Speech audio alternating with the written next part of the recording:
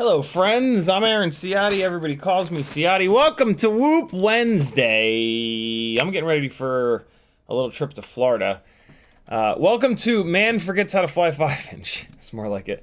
I'm getting ready for a little trip to Florida, so I'm gonna be working on a bunch of like random stuff. No stream on Friday. Sunday's live stream is gonna be later, if at all. There might not be a stream on Sunday, but depending on what time we get home and if I'm still functioning, there might be a stream, a late night stream on Sunday. A surprise late night stream on Sunday. What do you think of that? But yeah, for tonight, we're going to test and tune the Ultimate Freestyle TinyWhoop that is going to be for sale. Another live auction coming next week. And Q&A, as always. And mailbag. And a bunch of random stuff. Right now, I'm putting fresh propellers and swapping the camera mount on a glide. Trying to figure out what propellers I'm gonna do on it. I'm thinking 4.9s, but I'm not sure which ones. No, you know, let's just go with 5143s. I'm saving these 4.9s because I wanna test them to see which ones I like best. But yeah, I don't know where the hell I've got like 1,000 5143s, and I have no idea where they've gone. They've got to be in here somewhere, though. Is this them? No? Wait, is it? Maybe? Is this them? Is this them? Nope. Where did they all go? I need to cut down on the number of propellers that I've got. That's really what I need to do. There are too many. I hoard propellers because I'm like, oh yeah, I'm going to test them. I'm going to test these. I'm going to test those. I'm going to test all these. Wait, are they in here? They're in here. Here they are.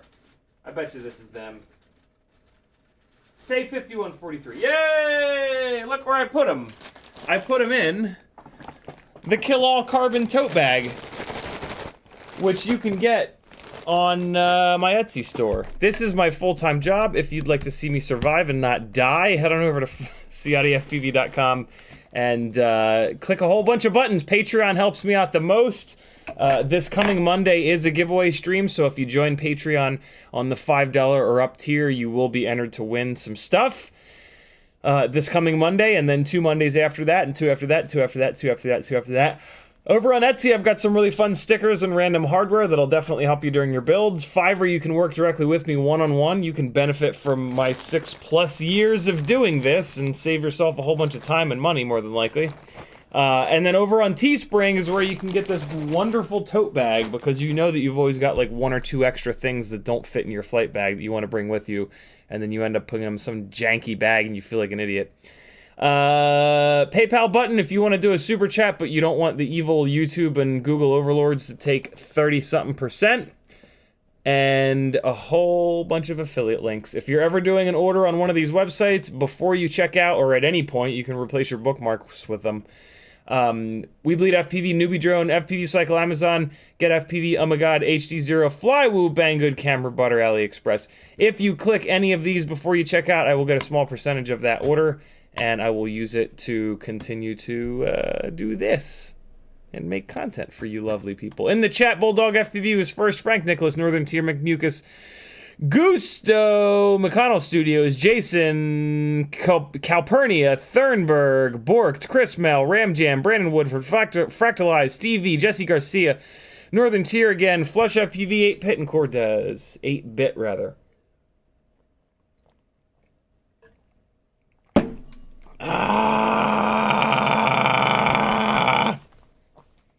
I am bringing 8 big boy batteries.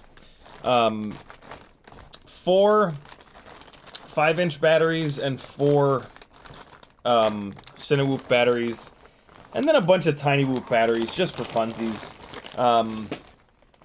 Fly around the Airbnb, and I'm bringing the tiny lifters, and I plan on putting a bunch of batteries through the tiny lifters I just need to start using them, man. They're such awesome little quads. It's absolutely ridiculous that I don't use them more. So yeah, I'm hoping to burn most of the TinyWhoop batteries through the tiny lifters, but I will do a couple of hardcore freestyle batteries, and yeah, to play on the stream. So should be fun, man. If you guys want to see where I'll be, we're gonna be in the same exact place as last year, and I did a little edit. I flew for fun last year until, oh my god, the edit only got done 4 months ago, and I've only done 2 edits since then. That is no good. I gotta figure that out. Oh boy, I gotta figure out a way to spend more time editing. Here's that edit. I'll just put it on the screen just for funsies. And yeah, this is where I'll be. I think my parents are in the same exact campground, and yeah, should be fun. I'm looking forward to it. I'm gonna get a little bit of footage of like the entrance to the campground, and I'm gonna message the campground and say, hey, I'll do an edit like this one for you, but with your entrance and stuff like that. I think what I'll do is like say, hey, you know, you gotta comp my parents a spot next year or refund them or something like that, and yeah, see if we can kind of spin that.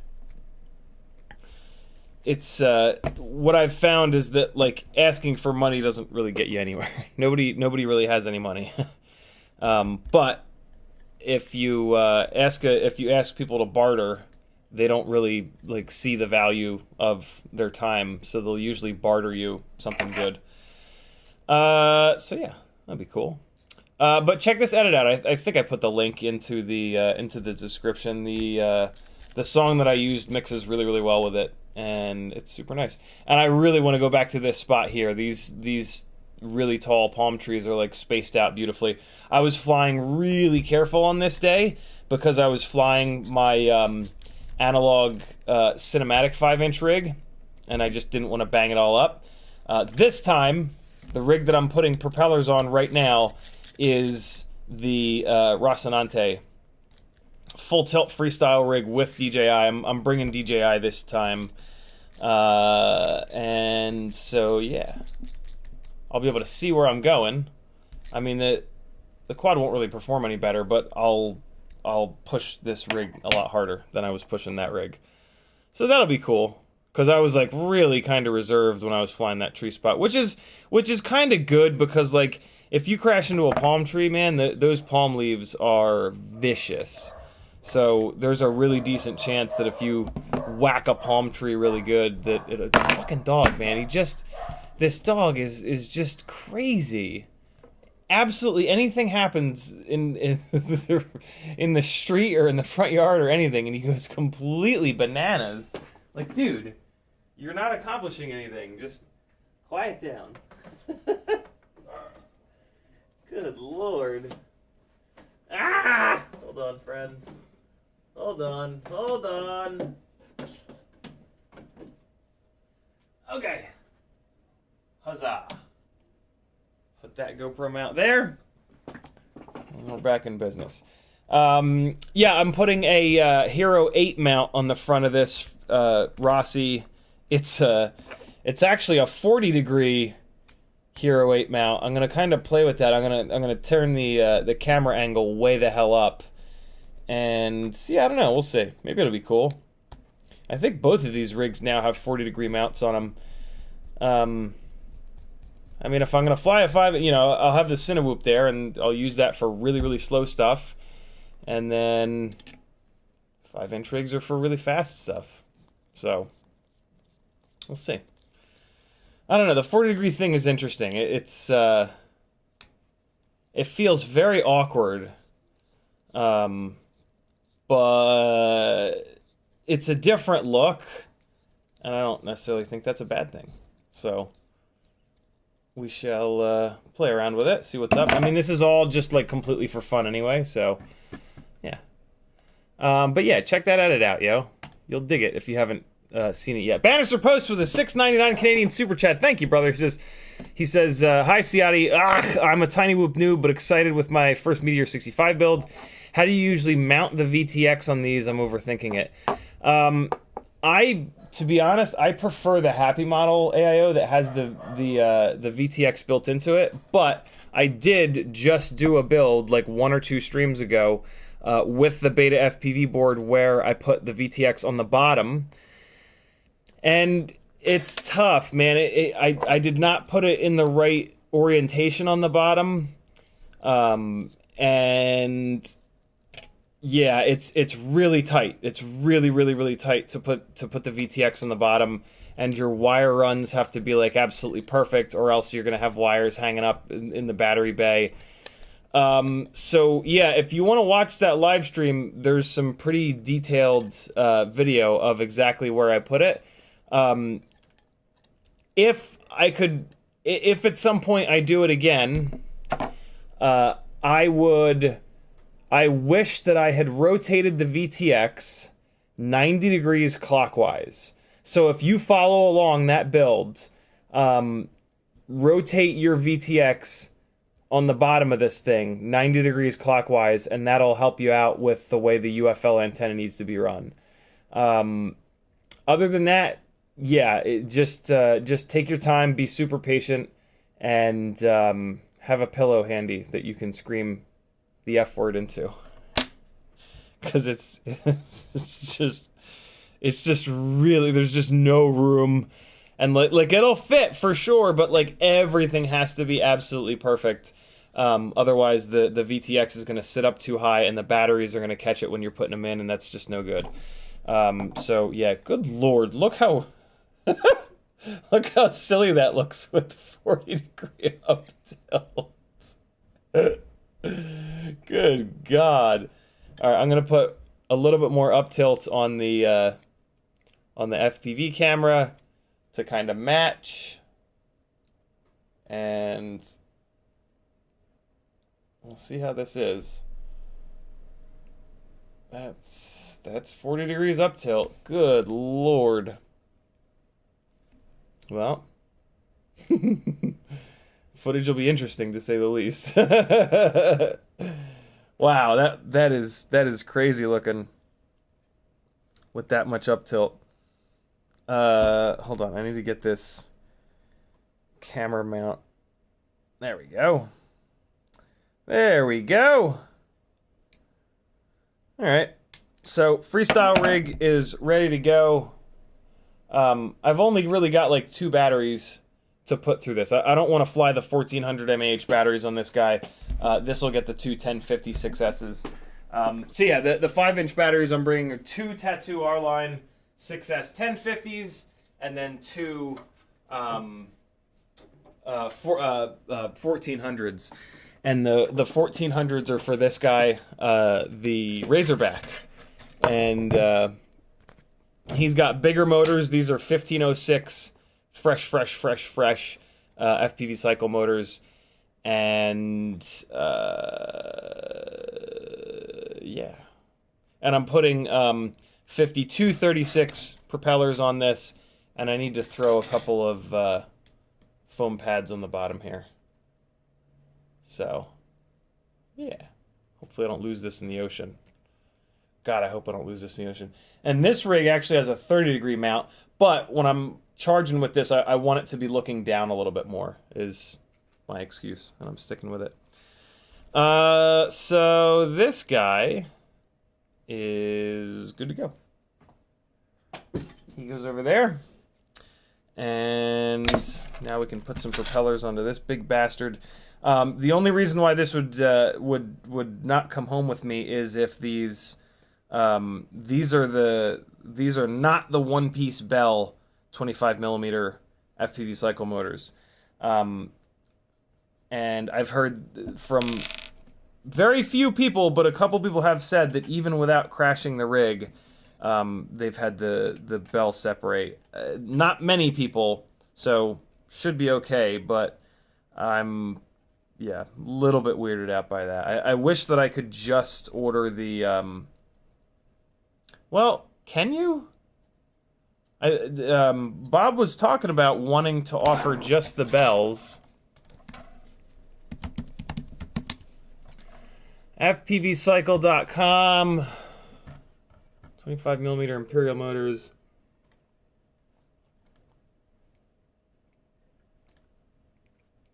Look at that. I'll be damned. You can order just the bell. Okay, I need to do that. Because this is basically like my high-speed rig, my high-speed cinematic rig. And, yeah, I need the damn thing to be super bulletproof. So, I'm actually gonna message Bob. Okay. Yo, man. Well, the no Unibell bells work on these 25mm non-Unibell motors I bought right before the, yeah. All right, cool.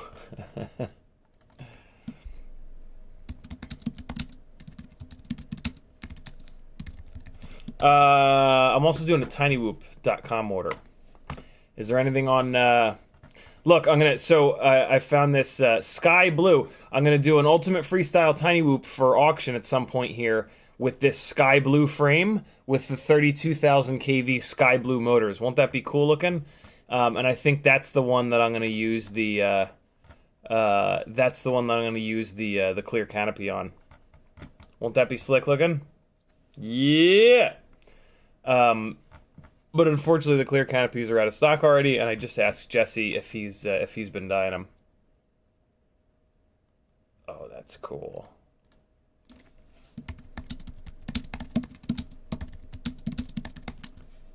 Okay. I think we're having a dye.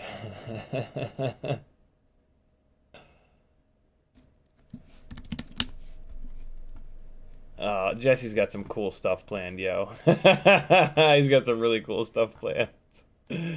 That's pretty slick.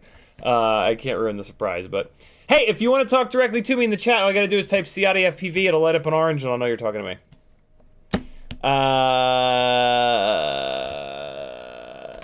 Bulldog says, good evening, Gangles and CiottiFPV. McConnell Studios says, CiottiFPV is Florida man. Cortez says, what's up? CMYK says, what's up? Duner Taxi says, hi. Rock Crawler says, hey. Grizz FPV says, what did I miss? Not much. Just screwing around. Kevin Sumner dropping the link to CiottiFPV.com. Thank you, brother. And Northern Tier says, I have a spare clear canopy if you want it. I am good. Thanks, though, dude. I've got one extra, and then I'm really looking forward to getting some colored ones. How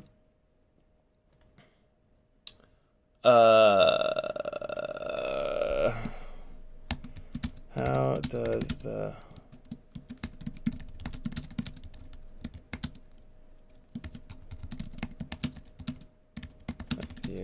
after yeah, let me not enter into like a big thought out color conversation with Jesse while streaming. I won't be able to. I'll have to use my actual brain to think about that. I'm wondering what the dyes are gonna look like on the those clear canopies. There's one. So the clear canopies are a little bit more clear than the frame. Like, they're a little bit more see-through than the frame. Because the canopy is Happymodel and the frame is Betaflight, right? So they're using different kinds of plastic. So I'm wondering if the dyed canopy is gonna, like, what is it gonna look like compared to the dyed frame, you know? Or like, are the colors gonna be the same? So I'm thinking red or deep purple though. So yeah, I don't want to like try to mix a purple canopy and a purple frame because they're probably going to look different and that'll drive me absolutely insane. But, you know, that's just me being a literal crazy person. So, there's that. Yeah. Bob says the Unibells will work on the 25mm motors. I was 99% sure.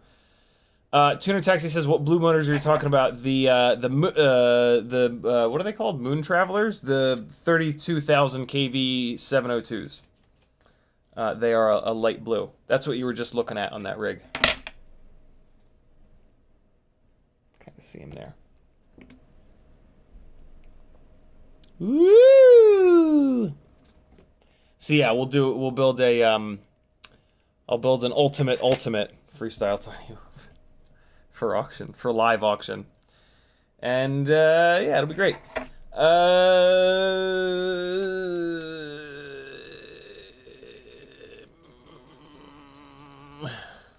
Yeah, I'm doing a TinyWhoop order to get to get a bunch of Mobula6 V4 frames in Smoke Crotch Gray, because on the last stream when I was showing you guys the damage, a couple folks said that the gray frames are holding up better than the clears, which is kind of crazy. But I mean, there's plenty of stuff crazy in FPV.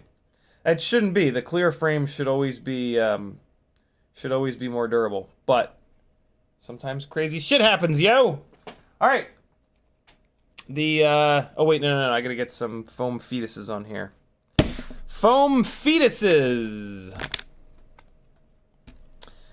Yeah, crazier things have happened. And speak of the devil, Jesse Perkins has entered the chat. Chat, say hi to Jesse, our Lord and Savior. Just our Savior. Jesse, I did not tell anyone about the party. I don't know if you want people to know about it or not. Where are the scissors is the current question. Jesse, you got any secrets for us? What kind of secrets do you have for like 40 people in a live stream? Anything crazy? I've been, Hey! Friends! I've got 8.98 millimeter drill bits that you can buy from me, but you have to buy a sticker pack at the same time. So these are, 0.99 millimeter drill bits, GemFan tri-blades, all of the NewBee drone props, the Azzies, the Venoms, and the HQ props that are closed on the top. All of those propellers, if you run this drill bit through those propellers, your life will become 7,000 times better. The HQ props become actually usable because you can open the top of the propeller up so that you can push the propeller all the way down into the shaft of your motor so that you don't bend your motor shafts constantly. The NewBee drone props will now slide onto the motors and then slide off of the motors without ruining the motor. And then same thing with the GemFan tri-blades. Probably the GemFan quad blades too. These drill bits are perfect, and I ordered 10 of them. I'm keeping 2 of them, and I'm selling 8 of them. In order to get one of these, you've got to buy a sticker pack from me. Sticker packs are $10, and then I'm going to sell these for $5. So for $15, you can get a drill bit and a sticker pack. This is me forcing you to put my stickers on your shit. There's a matte pack, which has a matte CiottiFPV logo sticker, a matte Gangly Gang sticker, and a matte Micro King sticker. If you already have these sticker packs, but you still need one of these drill bits, let me know and I'll make a different sticker pack for you. There's also a shiny holographic sticker pack. It's a holographic CiottiFPV logo, holographic Gangly Gang, and Micro King window cling. Sticks to the inside or the outside of a window. It's not adhesive, but it sticks to smooth surfaces. So yeah, $15 will get you a sticker pack and a 0.99 millimeter drill bit that will make your life so much better. The NewBee drone Venom props are actually really good, but when you put them on a motor, you can't get them off without bending the motor shaft, so it's just worthless. Don't use them. Don't use the Venom props without a 0.99 millimeter drill bit. I almost got 0.98. The thinking was if I get 0.98, the props will fit a little bit tighter. 0.99 might be not quite right, but this is perfect. This was the absolute right decision. The props go on with the perfect amount of force, and then they're a little bit hard to get off, but you can absolutely get them off. If you the other thing that's cool about this 0.99 is if you take the propeller and you put it onto the drill bit and then as soon as it goes all the way through, you take it right back off, that propeller is going to fit like a little bit on the tighter side. If you put the propeller on and you like crank the drill up and spin it up to full speed for like a half a second, it'll take a little bit more material off, and then the prop will fit a little bit tighter on there. So like if your motor has a little bit a tighter tolerance or thicker tolerance or whatever, you can kind of customize it with this 0.99 by how long you leave it on the drill bit. So yeah, man, I'm very happy that 0.99 was written. I am thirsty as hell.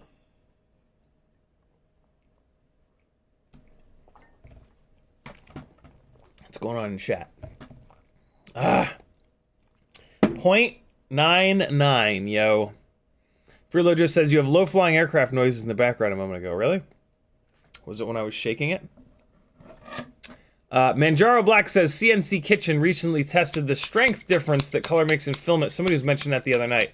Maybe it's the same for molds. From what GemFan was talking about, and in their testing, the clear plastic. So plastic is clear, and then so if you want to add color, you have to add an additive like a pigment or something like that. And that pigment is not made of plastic, so any colored plastics have less plastic in them by nature of the fact that they have color in them. Other than I guess with dyeing it doesn't work like that, because like when Jesse is boiling up some RIT dye and dyeing these frames. Okay, yeah, so he's dyeing a clear frame, so there's the same amount of plastic in the frame, but then some of the chemical color is leaching into that plastic. So I guess the frames get ever so slightly heavier, I assume. Be an interesting thing to test. But yeah, with molded stuff, they have to add some sort of a pigment in. And that's gonna take the place of a little bit of plastic. I can't imagine that the difference is all that noticeable, but I've been wrong about plenty of stuff before, so yeah, maybe it does. But my guess is that it's like, yeah, 0.0001% or something like that. I'm just gonna be putting a couple little foam fetuses onto this quad here, friends. If it looks like I'm doing something weird in my crotch, I promise I'm not. John Goblin says, got my package from you yesterday. Thanks a ton. You're certainly welcome. Yeah, I am completely caught up on shipping stuff to you guys. So if you've been waiting on a giveaway win or anything from me, sticker pack, you should have it. If you haven't gotten it, give it another couple of days, but then bug me for sure, and I'll figure out what the hell's going on with it. More than likely, the email just got buried, but sometimes things do happen. Hey, both of the stick end boxes are back here. So if you want, and one of them is about to go out, the M4. It's always funny when they come back because they're just more banged up every single time they come back to me.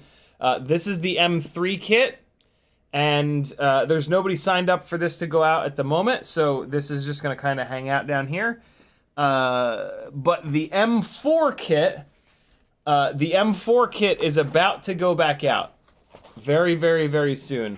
There are two people. I would love to get a third person in here. So if you want to try every single M4 stick end that exists, head on over to the Discord channel. You have to be a patron, so you're going to have to give me $3 whole to join my Patreon. And then you'll get access to the Patreon-only text channel on my Discord called Stick and Dick Ends. And then you can go in there, and I have up at the top, it explains what's going on. And yeah, I'll ship it to you, and you'll get to try them out for a week or two, and then you send it to the next person, and on and on and on and on it goes. We're going to do mailbag in a second, but let me just get a couple more of these little jibby jabbies placed on this rig. Jibby jabbies are, in case you didn't know, jibby jabbies are Little foam fetuses. Foam feti. And we're in business. I am foam-footed. Ah! The Razorback is good to go. I wish I could get more white on this, but the arms are kind of white. I mean, I could technically paint the carbon fiber, but it just cracks off and it kind of looks silly. So, it'll be the Razorback in spirit, I guess. Okay. Hey, guess what time it is?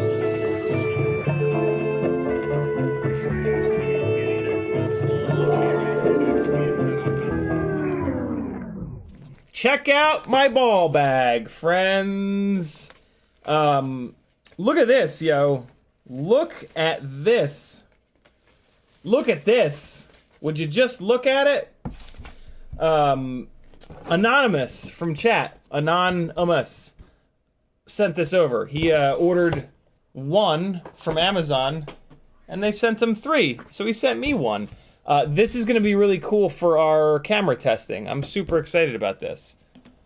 And yeah, what I'm most excited. I mean, like, this is great for like actual digital SLR testing. But what's going to be really nice for this about our camera testing here is mainly like these areas here, and like some of this stuff, and like some of this gradient stuff, and like up here, to really be able to figure out which camera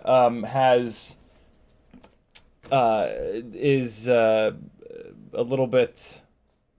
Oh, and look at that. There's a grid on the back to check. This is for checking fisheye.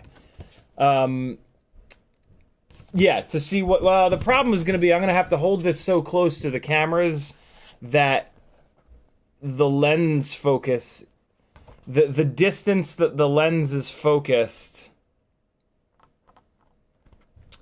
Yeah. We're gonna be better off doing the across the room test to check like which camera is like the best quality, because the across the room test is the right focal distance for like where you're gonna be trying to line up a gap, where you're gonna be looking for a gap to try to start lining up on it. Holding this up to the camera, it's gonna have to be like this far away. And so that's a focal distance of like 2 feet. And by the time your TinyWhoop is 2 feet away from an object, it's too late. You either have that gap lined up or you don't. So this won't work great for that per se, but this will be great for checking the fisheye, and this will be great for the colors. And it'll still just, this will be a really nice little thing to kind of put up in front of the toolbox and check some of the cameras on. So yeah, this will be neat. This will be really neat. Thank you very much, John R. Anonymous in chat. I love it. Thank you very much, homie. Super cool of you. I'm gonna put this right here so that I see it all the time and don't forget about it. And then we got a little package from Jesse Garcia. He is the next entrant in the, okay, you stay there, I guess. In the 3D printing competition, printing these, what the hell are they called? The stinky mounts, the big stinky mounts, the big stinky, the nano stinky, and the regular, the mixed stinky mounts. So yeah, very, very cool. And he also sent over a Flywoo Explorer long range 4-inch HD frame kit V2 for the giveaways, because he just had it floating around and didn't know what to do with it, and he has donated it to the cause. That is very, very cool of him. So yeah, and this is brand new. He hasn't even opened it to like look at it. Very cool. So yeah, this will be on a giveaway coming soon. Thank you, brother. Hold on, I need to write your name down on the little baggies. Just my little organizational or lack of organizational system. Jesse Garcia. Jesse Garcia. Jesse Garcia. Awesome. Okay. So it was a pretty short mailbag, but any excuse to play the mailbag intro, and you know I'm gonna take it. You know it. I think that's it for mailbag. Hey, I have I think this is 25 feet of flat Ethernet cable, and the one end got ruined. I know some of you guys have the kit to recrimp a new Ethernet end on. I don't want this back. You can just have this. If anybody just wants this to fix their own end. The other side's totally fine. Yeah, if anybody wants this, it's all yours. Just pay for shipping, which is like $5. Message me, and if you're the first one, it's all yours. Like I said, I don't want this back. I'm good.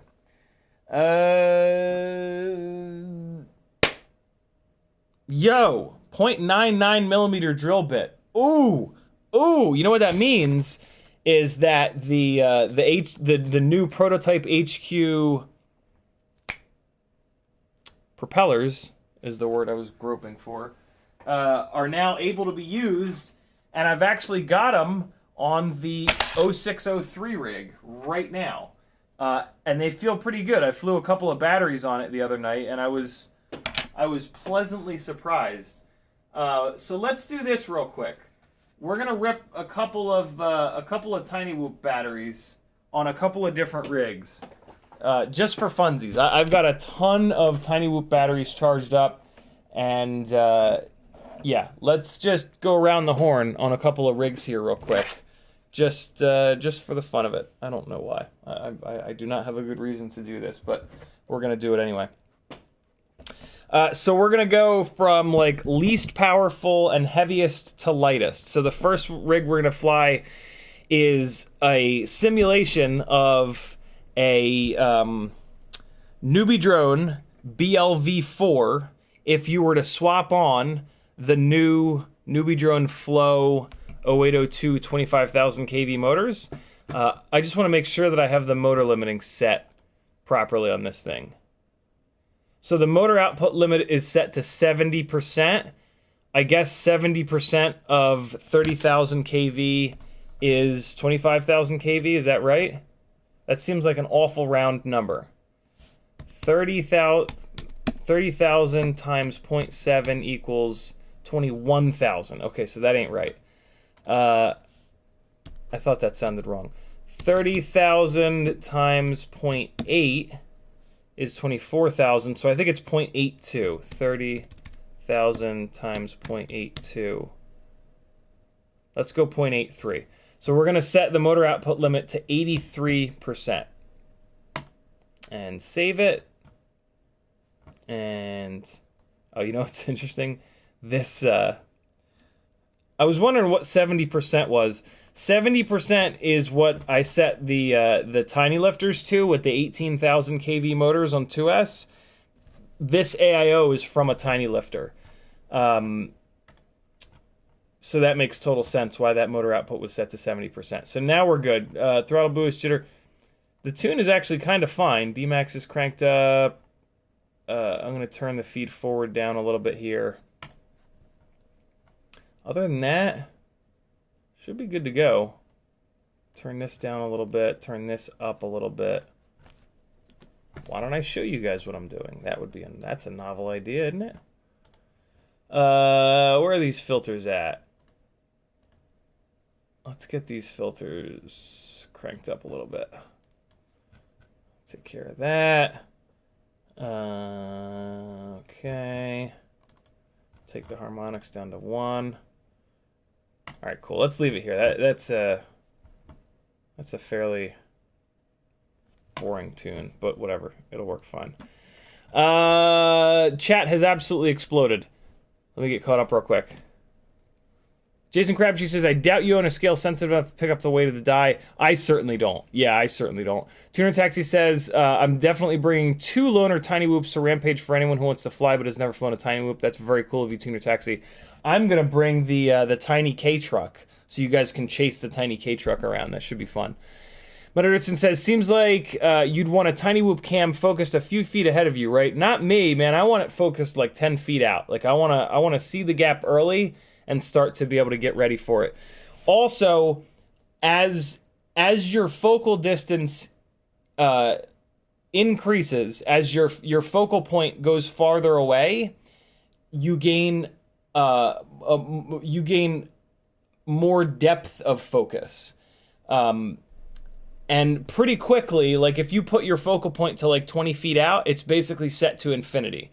If you have your focal point at like a foot away, you're only gonna have like from 2 feet to 2 inches remotely in focus. Everything else is gonna go really fuzzy. So the farther away you push your focal point, the more total is going to be in focus. It's weird that it works like that, but it really does. So if you've got your focal point set to like 10 feet out, it's pretty much everything is going to be in focus. Yes, up really close is not going to be in focus, but that is the sacrifice. And like I said earlier, by the time you get that close to something, you're either going through the gap or you're not.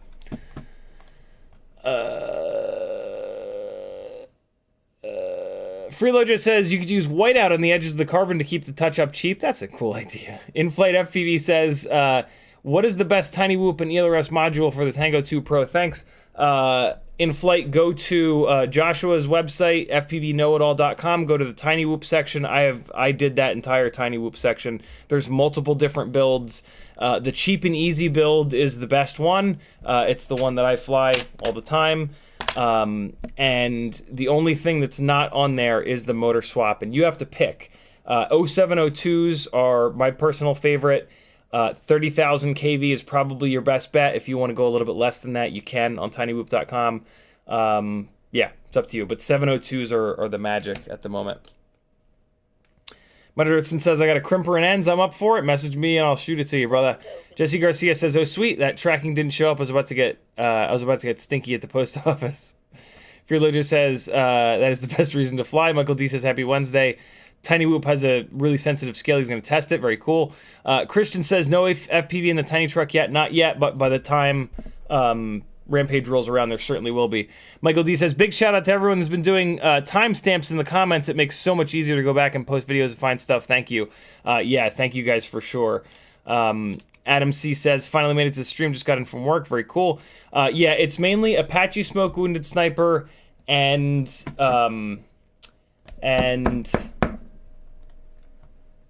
balls. I'm the worst. And come on. Come on. Work. Work. Work. Is it QuadBod? I think it's QuadBod. It's QuadBod. Yeah, QuadBod and Apache Smoke. Just, you guys are the goddamn best. So cool of you. Anybody can do it, though. Anybody that's watching these live streams on repeat, if when interesting things happen, you type a little comment and drop the timestamp, the number, like, so the timestamp is 2 digits, colon, 2 digits, colon, 2 digits. So the hour, the minutes, and the seconds. I will copy and paste that into the comments, and it'll break the stream up. It's amazing. Thank you guys so much that are that have been doing that and continue to do it. It's amazing. Okay.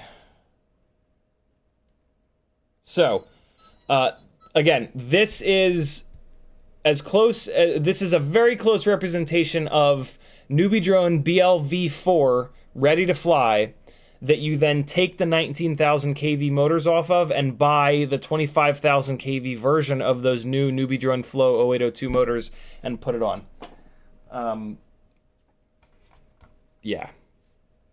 A little bit of a different camera on here, but flight characteristics are the same, and the view through the NewBee drone VTX is the same. It's a little muddy. Come on now. The view through the Acrobee board. Let's go, ELRS. You can do this. Please do it. Oh boy. Tune be a little angry.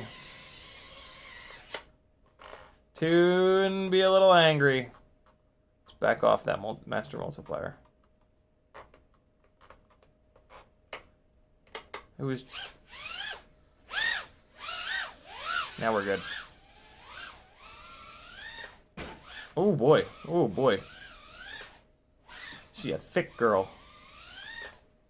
Oh god. Oh. Ah. Nope. Up. No, come on. Come on. You can do it. You can do it. So yeah, this is what you're... Oh god. What you're gonna get if you want to do a all plug and play NewBee drone Acrobee. The BLV4 was totally fun. This is not a BLV4. This is a BLV3, which is very, very similar. The BLV4 was great on this 1S setup. It just exploded when I went to 2S. I still haven't messaged Kelvin about that, but I will. You can kind of see the weight there in that recovery. With the lighter weight 0702 rigs, I'm able to recover from that big huck a little bit better. Oh boy. Oh, it's stuck in the railing. Taking the walk. Oh man, it was stuck in the bottom of the railing too. Yeah, in terms of like just ready to go, in theory, higher quality rig than what Happymodel you're gonna get from Happymodel. There is nothing wrong with this, man. And the 802 25,000 kV motors are pretty good. What propellers are on here? Are these? I think these are GemFan biblades. Yeah, this is on GemFan biblades. I should have this on, this should really be on, let's do that real quick. This doesn't really make much sense to be on biblades like this. We're gonna put this on tri-blades. These 0802 motors can absolutely handle tri-blades. Excuse me. You're gonna sacrifice a little bit of, a tiny little bit of response time, so the PID loop is not gonna work quite as good. But you're going to get a little bit more thrust, which with TinyWhoops really, really helps. The biggest problem in flight characteristics with TinyWhoops is a lack of thrust. So doing anything that you possibly can to add thrust really, really, really helps to kind of fix the flight characteristics of the rig. So yeah, anything you can do to add thrust, you want to do.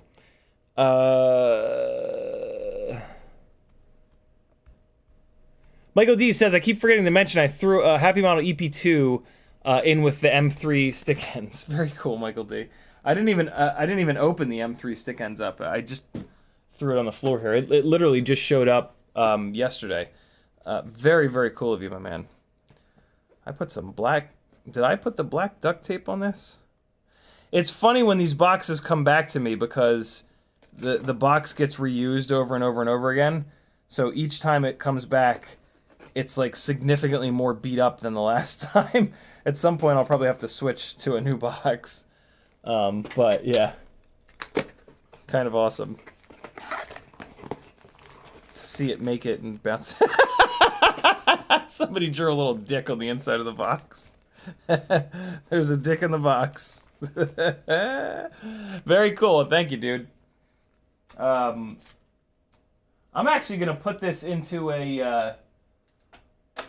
I'm gonna start moving my 3-inch builds over to Express LRS. So I'm gonna put that into either a Ripsqueak or something else. Here it is. Here's the M3 kit, ready to go. There's a little dick in the box. Hold on.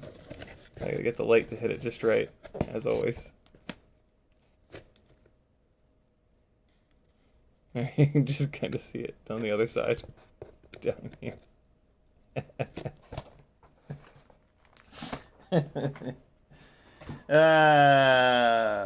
Christ. Christ on a cracker. What tri-blade should I put on this? I should probably put the GemFan tri-blades on it, but they are ugly. They're just that like milky color. Let's put the T-motor tri-blades on here.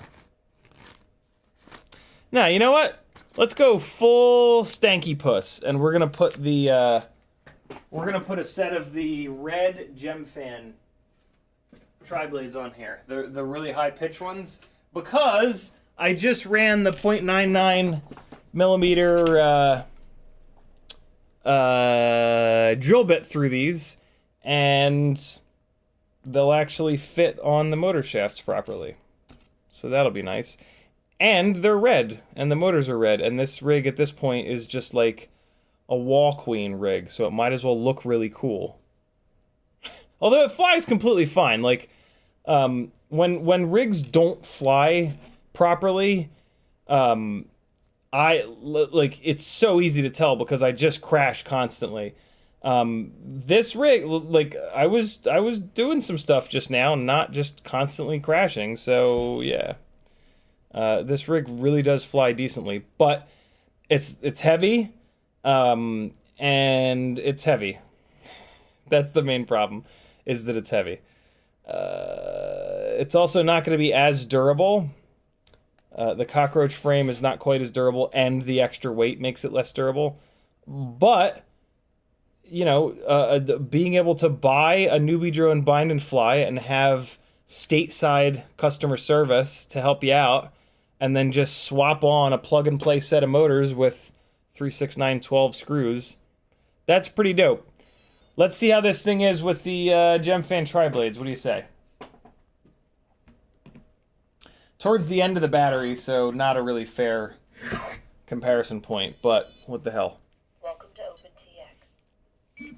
Oh man, yeah, the battery's almost flat. It's 3.7. Just sitting here. Whatever. Come on. Come on, little buddy. Come on, little ELRS. You can connect. You can do it. There we go. It feels way worse with these props. Yeah, this is not great. Sometimes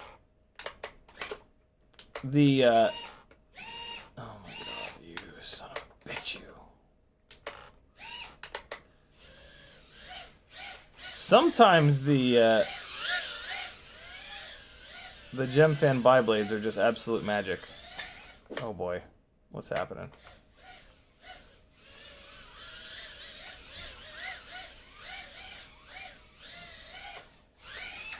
Yeah, these are making less thrust and more noise, notably, than the GemFan bi-blades. I wonder if these are out of balance.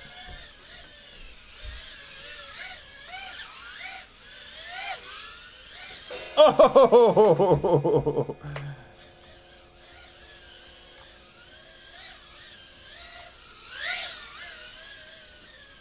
Just nipped the couch.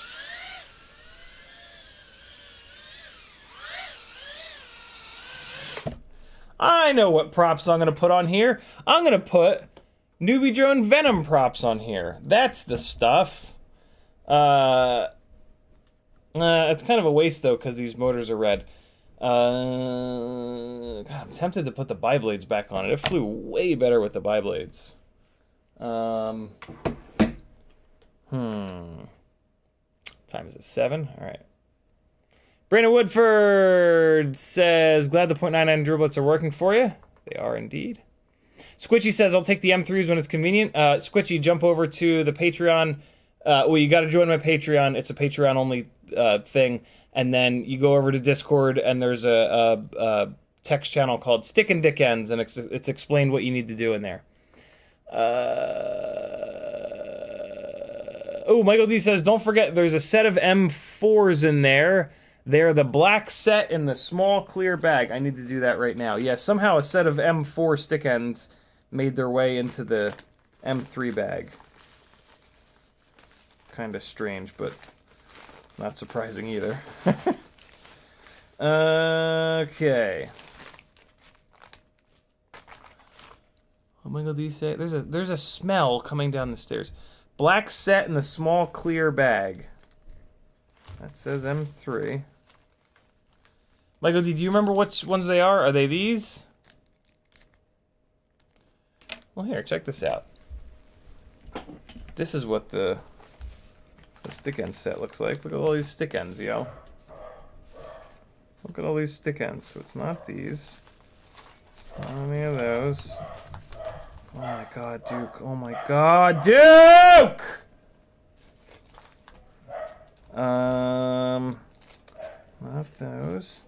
Could be these TBS honey boo boos.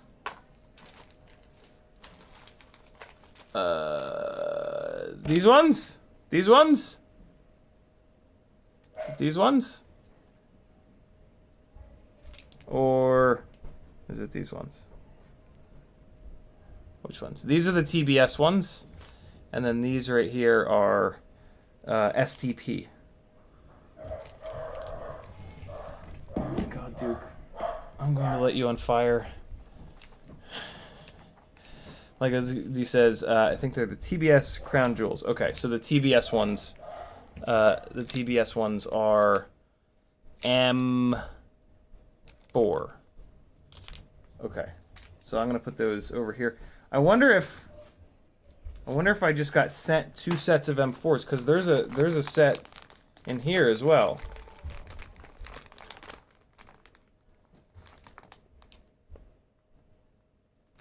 I'm gonna put them both out on the desk, and I'm gonna try them both and figure it out. Thank you, dude. This goes back in here, and then these guys. I'm just gonna wrap this up and just dump it in there real quick. All right, cool. So yeah, stick ends are about to go back out. About to go back out.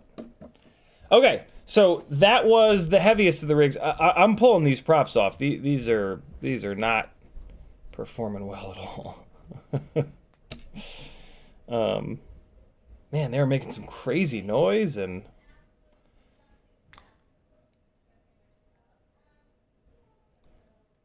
Hold on, I just heard the words "absolutely disgusting disaster" come from upstairs. Here, let me play something for you. Let me make sure nothing awful is happening. Here's the rest of me flying a 5-inch rigger on that little Jungle Gem. Be right back.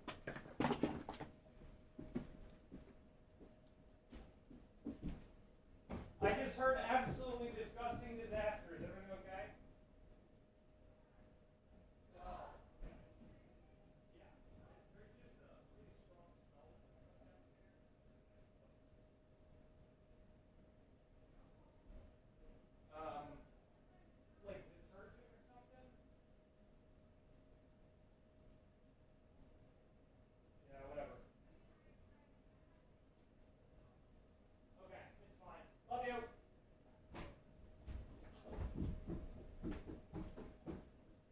All right.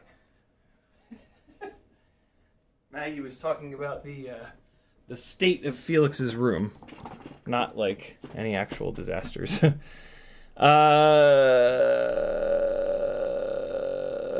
Metadertson says, ever break off one of the screw posts that the flight controller grommets sit on the Whoop frame? I broke mine just like that. Seems like it can't be fixed. Yeah, it can't be fixed, Metal.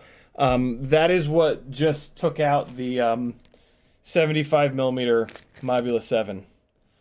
I'm gonna be ordering 3 more frames for it. I mean, you could technically E6000 it, but it'll just break again. So yeah. Kiz Bartlett says, check out FPV Skills' new video. Don't be too excited. Somebody finally built a prop removal tool. That's pretty cool. Michael D says, not the round ones. The second set you held up to the camera before the metal globe with the spiky top. Oh, okay. Okay. Well, shit. Now I don't know which one is which. Okay. Well, I need to check those, but then... so is the STPs. Where are those STPs at? Where'd they go? Where'd they go? Where'd they go? Where'd they go? Where'd they go? What? Where are they? There they are. Okay. So that means these guys should be in here. And then I think those guys go in there. And then I think these guys go in here. Alright, should be good. Should be good now. Thank you, dude. The next rig we're gonna fly is the next least powerful rig, which is the 0603 build. These are TinyWhoop 0603 26,000 kV motors. And I've got the new prototype HQ tri-blades on them. These motors with bi-blades, so these motors are a little bit heavier. And with bi-blades, the 26,000 kV is just not quite enough. So these HQ tri-blades are the lightest weight tri-blades that exist. And what I've noticed, I've only flown a couple of batteries on them, but what I've noticed already is like the response time is great from the propellers being lighter weight, which is really, really nice. And then the other benefit, though, the other thing that I'm noticing is, like, I think I'm finally starting to notice, like, the grip of tri-blade propellers. It's, for me, though, it's not as much grip as it is, like, they just kind of,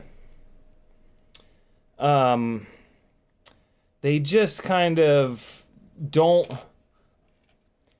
It feels like the rig has no throw. It feels like the quad has no, or at least very little, off-throttle throw when it's got tri or quad blades on it, which I don't love. I mean, that's great for racing, right? That's kind of exactly what you want for racing. But for freestyle, to me, like, we kind of want the opposite of that. So it's interesting. I'm not really jiving with any of the tri-blades, including these HQs, but I'm going to give them some more time because, I don't know, maybe they'll be like monsters for shooting gaps inverted.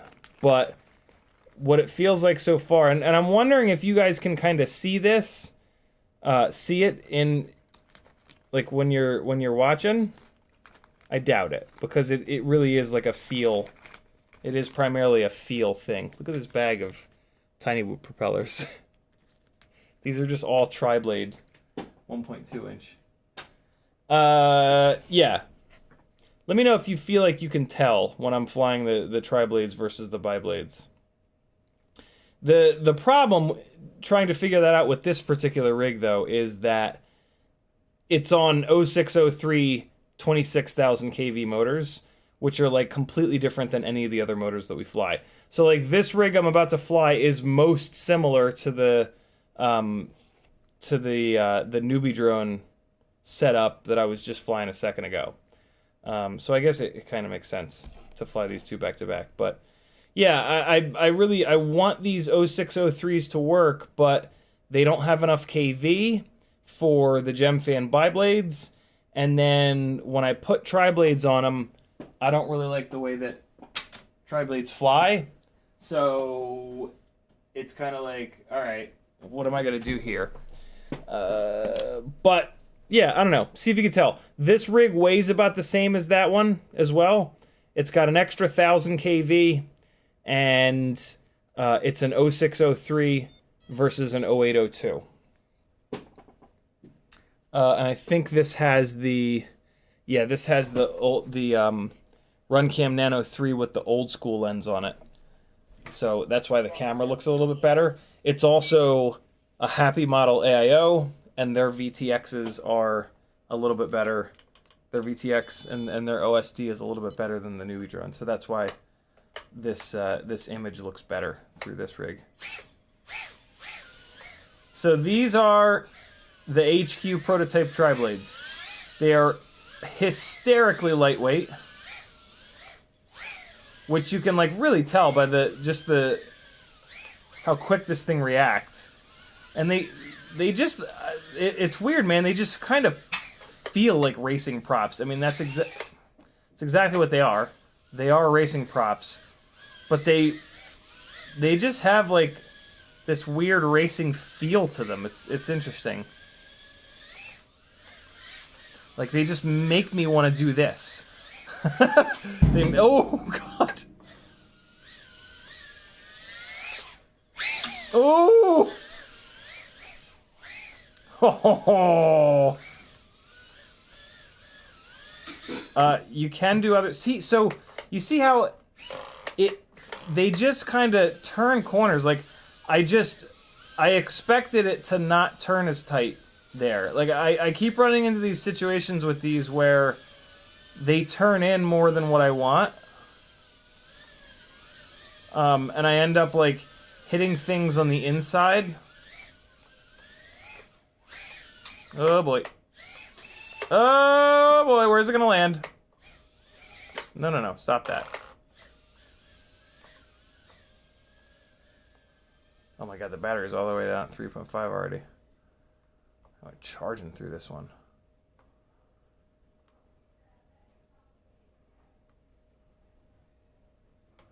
Let's get out of here. That's our neighbor, Sherry. Gonna be taking care of the little rats while we're gone. Well, the rat. At this point. Oh boy! Oh, that little whip around there. Hello. I can get into that cube just fine. It's getting out of it that's rough. Oh boy. The runtime is down with these motors because they are a taller stator, and the rig is heavier. So like on the 0702 rigs, we get over 3 minutes, but on this guy, we get a little bit less than that. All that being said, I think I like these tri-blades the best. I think these are my favorite of all of the tri-blades. When I get back from vacation, we're going to do a stream where we fly a ton of batteries and really put these HQ prototype tries to the test versus the GemFan bi-blades and the new GemFan tri-blades. So, yeah, but for now, that's all you're going to get with these HQ prototype tri-blades. Now we're going to move on to a fun little build that I just kind of threw together. This is the TinyWhoop HEX, the EX, the lightweight 0802's 30,000 kV on GemFan bi-blades. This thing rips. This has a bunch of power. I would really love to see how the I would love at some point if we could get a set of the 603s in 30,000 kV to head with this rig. That would be just glorious. That's actually kind of the head-to-head that I'm most excited about. And this is another one of those old school RunCam Nanos. Woo, shit. Wait a second. You guys aren't even looking at it, are you? Oh, yeah, you are. Look, I remembered. Oh, my God. Yeah, this thing shreds, yo. So these, what I'm realizing, too, is that I've got a ton of extra bells. Oh, man, that second one was going to be a fucking power loop. Oh, God, we went backwards into the goddamn bar cart. That's never good. Yeah. This is the most powerful setup for a TinyWhoop. Oh, boy. Somebody didn't just rip that wrapping paper. Oh, God, no! Yeah, this is the biggest power to weight 65 mil TinyWhoop that you can build. 30,000 kV on an 0802, and these are very lightweight 802s. Unfortunately, these are the motors that spit magnets when you start crashing them hard on like hard surfaces. So I haven't really used these motors much because of that. But now that I've realized that, oh, really, I caught the stool like that. Now that I realize that I have a ton of spare bells, I'm gonna start flying this rig. I mean, this is a rig with just like this extra Happymodel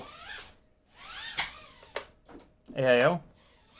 It's basically a spare AIO, but apparently they're indestructible, so spares are not even needed.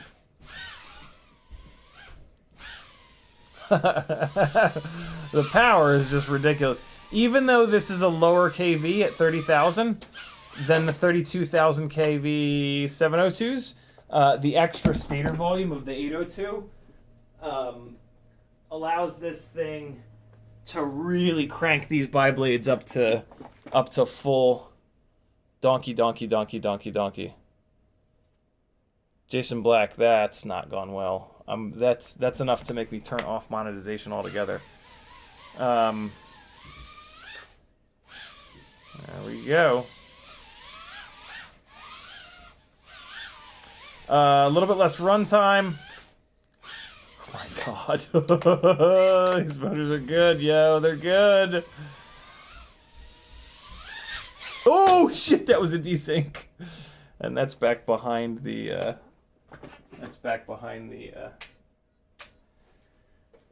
shelving unit here. Hold on. Where you at, little fucker?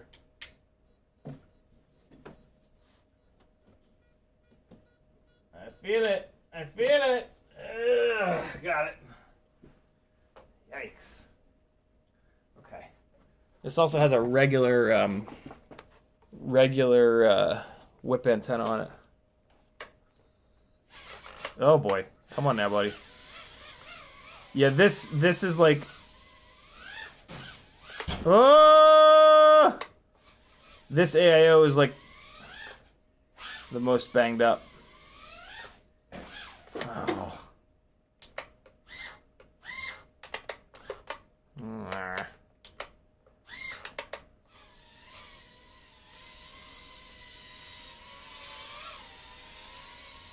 Here we go. Wait, no, his battery's shot.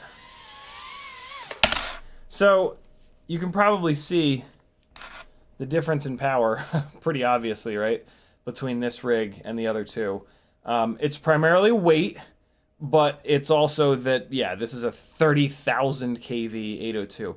802 is the highest stator volume out of... So 702 is the smallest, 603 is bigger, and then 802 is even bigger. So that's the biggest stator volume and 30,000 kV. And it's really something else. You could argue, though, that it's a bit too much almost. And if you don't have a bunch of extra Happymodel EX 0802 motors to swap the bells, or you're just not willing to swap bells, then these motors really don't make much sense. But if you just want all the power, yeah, that rig will do it. That's for damn sure. And now we're going to go to the 702 rig with the 32,000 kV motors. This is currently my favorite. The 32,000 kV makes a little bit more power over the 30,000 kV on these 702s. What's interesting, though, is that the 802 stator volume will actually make more thrust, even though it's a lower kV. It's because with the extra stator volume, the 802s will spin up to like a higher RPM because it's got more grunt.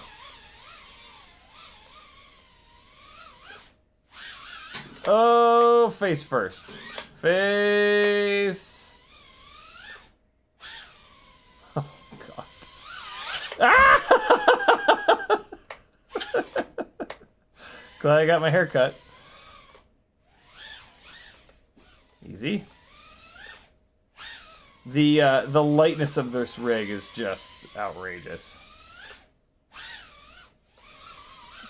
That's what you don't get from that 802 EX rig, is the lightness.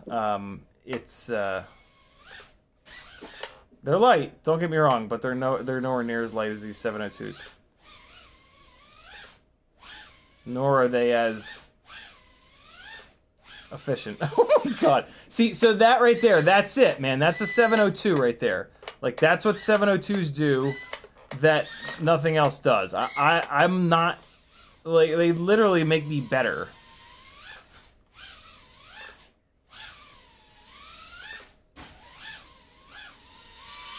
As I hit a gate 7,000 times. And they also run longer because you're lighter. It's really something else. But all that being said, the EX 30,000 KV 802s are something special. They're kind of like the 2207s, if you want to put it in 5-inch terms. They're big, they're grunty.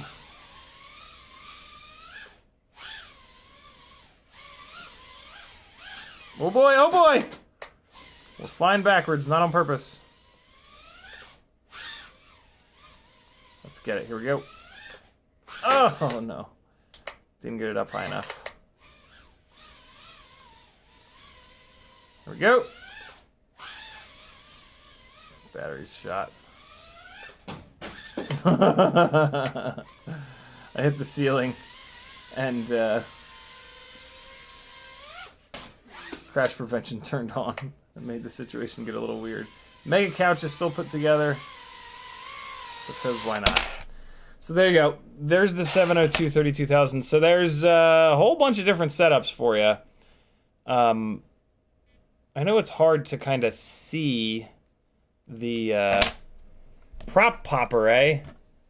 TinyWhoop's got a prop popper. Let's see it. Let's see it. Prop popper, where you at? Where you at? So I realized this today. If you just click store twice up here, it puts all the newest stuff. Ooh, look at that.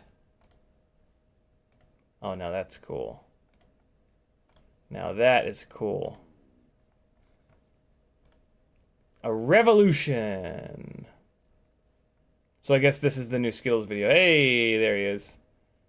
I'm not going to play the audio so I don't get copyright donkeyed. Okay, okay, I see. I see. Yep, it's just going to cradle under the little, it's just going to cradle under the propeller. Yeah, go right under there. And then that center pin pushes on the 1mm motor shaft. Very, very, very cool.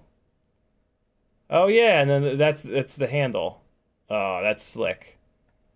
That is very, very slick. Okay, okay. Hey Jesse, can you set one of these aside for me? I'm not. Never mind. Don't set one aside for me. I'm just gonna do this order right away. It's got to be red. Okay. I'm gonna do this order right now because I want to make sure that that I get one of those. Although I have like every other way of getting these props on. Like I've figured out every other way of getting these props off, so. Slay, motherfuckers. Not skay. Boop boop boop boop boop boop boop boop boop. Boopity boopity boopity boopity boop. Oh shit, the LED pigtails too. Oh yeah. Prop popper. Yo. Legit. Although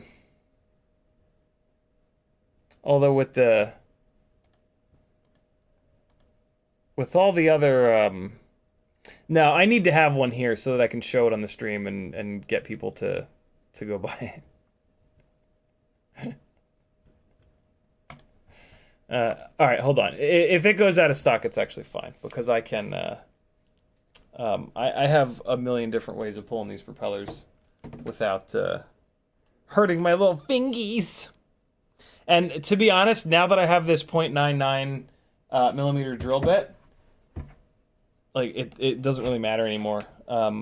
That is gonna pull props. That is gonna have all my props. So that I can pull them with my fingies. because it just makes the internal diameter like perfect. All right, we got to get cracking on this guy because otherwise I'm gonna run out of time, and I can't run out of time because as soon as I gotta end the stream right at 8 and start packing because we are leaving tomorrow at noon, and I'm not even remotely ready. So this is going to be an auctioned off ultimate freestyle TinyWhoop Mobula6 ELRS Meteor 65 frame BT 2.0 and then WeBLEEDFPV Gore 0702 28,500 kV motors with GemFan biblades. Totally fresh build. RunCam Nano 3 canopy ready to go. We pieced it together, but I didn't do any of the Betaflight things. I'm gonna set this up the way that I set my TinyWhoops up, and then when you get it, you're gonna have to change the binding phrase and some other stuff. But you're gonna get a rig that we're not doing the auction tonight. We're gonna do the auction when I get home from this little trip.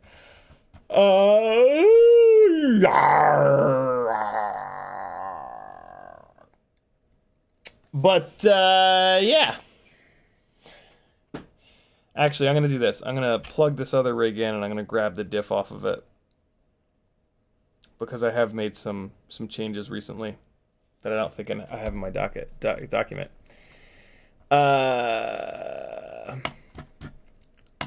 So yeah, keep that in mind. You're gonna have to. It's not gonna be like a bind and fly. It's gonna have all my stuff on it, my rates, my farts, everything. Board name, good to go. Copy, disconnect. Okay, so it's gonna have like stick smoothing on it, all the things that I do weirdly are gonna be done to this. But you're gonna love it. Maybe. Change whatever you want. But hey, you'll get to fly exactly what I fly right out of the box. I guess maybe Whoop Wednesday of next week we'll do the live auction for this. All right, so I just did a diff on the other one and then just copied all, and now I'm just gonna paste, and we're gonna look for any red. No red. We're in good shape. Type save, and should be good. Michael D says, for me, I feel that with tri-blades, I'm more locked in and can hold altitude better, still learning. That's interesting. I would think for altitude, biblades would be better because they're lighter, so they're more reactive. But that's interesting. There are a lot of different things at play at all times. Ramdago said, what's it weigh? I wish I'd seen that before.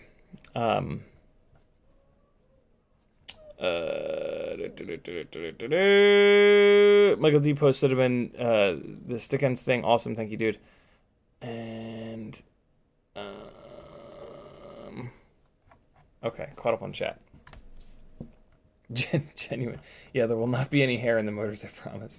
I'm gonna fly it, but I'm not gonna fly it much. All right, let's check the nose down, nose up, left, right, rotate left, rotate right. Cool. And let's calibrate the accelerometer. All right, cool. Ports are good to go. Smart audio on UART2. Why is it set to 2K? That's weird. Hold on, let's see. Hush up, phone. Hush up. This has an ICM 42688 gyro, so I wonder if that's why they have it on 2K. I'm gonna move it to 4K because I just did that on another rig and it was totally fine. CPU load is only at 27%. Let's check it now with it on 4K. Now it's up to 49%. Should still be fine though. 180. For some reason, soft serial is on. I don't know why. Air mode, OSD. So by grabbing the diff, it's only gonna change like stuff like the PID loop frequency and like soft serial being on. It's not gonna affect that. It's not gonna turn that off. But like the D-shot beacon configuration, it is gonna turn these on. So it doesn't. Doing a diff doesn't really turn anything off. It just turns stuff on essentially. Just like my current run. Power and battery. I'm going to be raising this up to 3.0 for the minimum cell voltage so that you get that land now a little bit earlier. Failsafe. Okay, we're good. 3 seconds. It's just a TinyWhoop.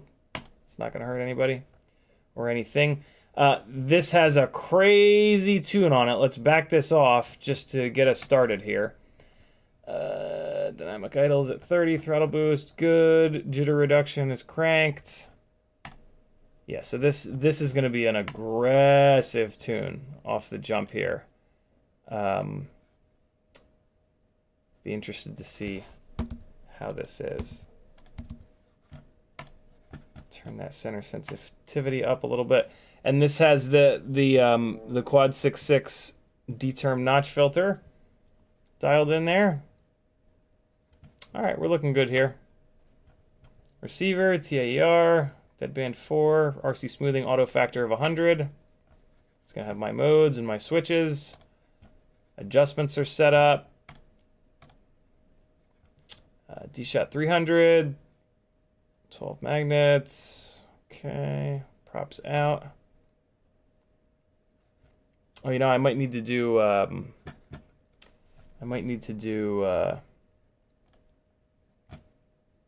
little bit of blue jaying on this thing. Like I said, it doesn't turn stuff off, it just turns stuff on. So I got to turn off all these stupid values here that it comes with. Warnings, we're going to turn on link quality warning. We're going to turn on the RSSI warning. We're going to leave off the RSSI DBM warning now. And we are good to go. Video transmitter. Race 6, that's weird. We're going to go up to race 8, 25 million watts. And that's good to go. Let's make sure the motors are spinning the right direction. They probably are not. Okay, motor direction, I understand. Wizard, start and spin. 1 is wrong. Let's reverse it. 2 is right. 3 is wrong.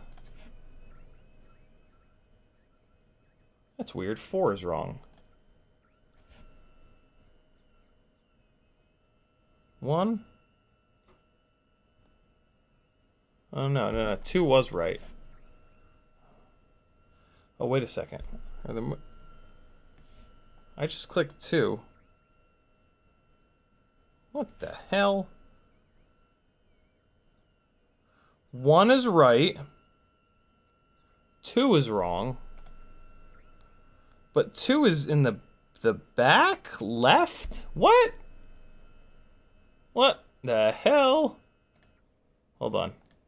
We need to reorder motors first. This is weird. Front left. Back left. Front right. Back right. Did it? That's really weird. I don't know why the motors were ordered like that. That's super confusing. But they're fixed now. OSD keeps flashing RSSI DBM. Help, just turn it off like I just showed you, Cold Front Penguin. Thank you for the $2. You're going to come into OSD. That's a warning that should not be on. And it's right here. RSSI DBM. You want it to look like this. You want to turn that warning off. That warning just doesn't work right. Joshua has videos on how to set that properly. But it's really confusing, and it depends on like the hertz that you run at, and I ain't got time for that. But yeah, technically speaking, Joshua does have videos on how to set that properly, but most people just turn it off. Motor 1, motor 2 is correct. Motor 3 is wrong. Motor 4 is correct. There we go. Now we're talking. Okay. And let's see if this, well, let's do ESC configurator. Connect, read settings. It's got BLHES on it. We don't want that. Flash all the SCs. Blue Jay. No. 18.1, 48K. Flash.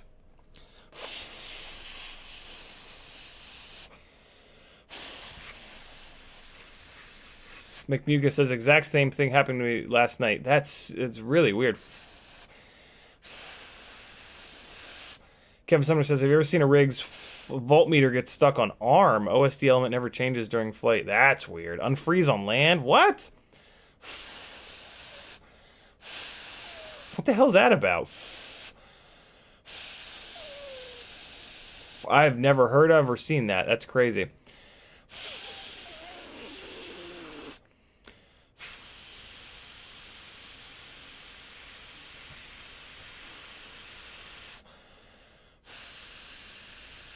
All right, we're going to turn on, brake on, stop, turn the beacon delay to 2 minutes, turn the beep strength up so that we can actually hear it, and right settings.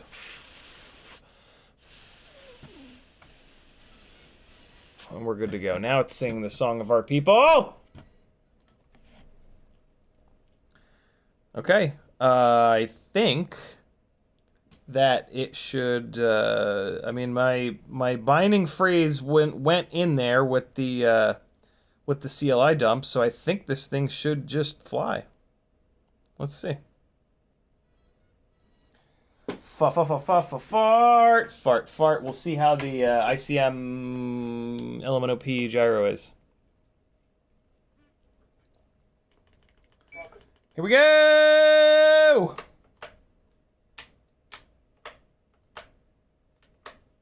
Nah, I still have to bind it. No, there it goes. Oh, balls.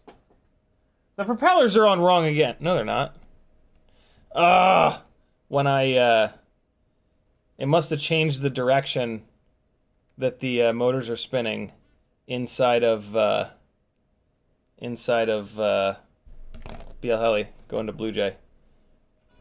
So now I need to change the motor direction again. Oh boy. I'm also going to turn up the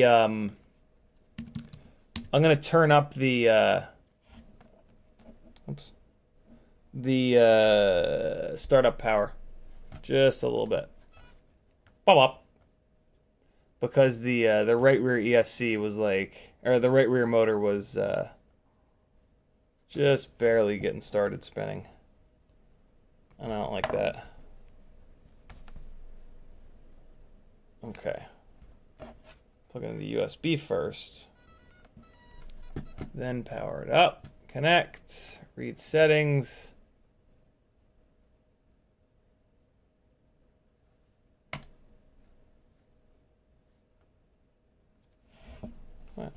What's happening here?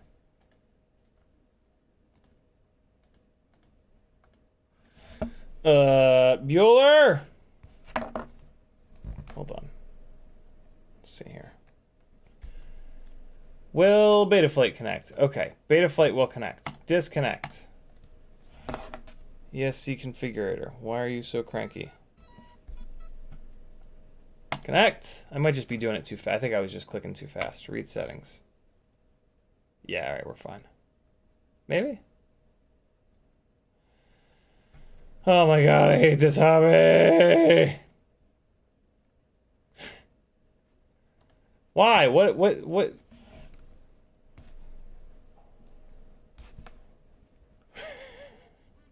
It just worked a second ago.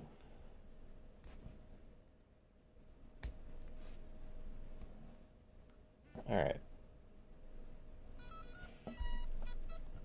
Okay, let me give it a second. 1/1000. Gave it a second. Connect! Maybe I just need to do that. Ah, okay.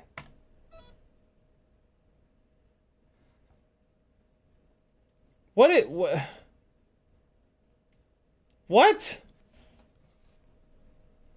Is it because Betaflight is sitting there? Hold on.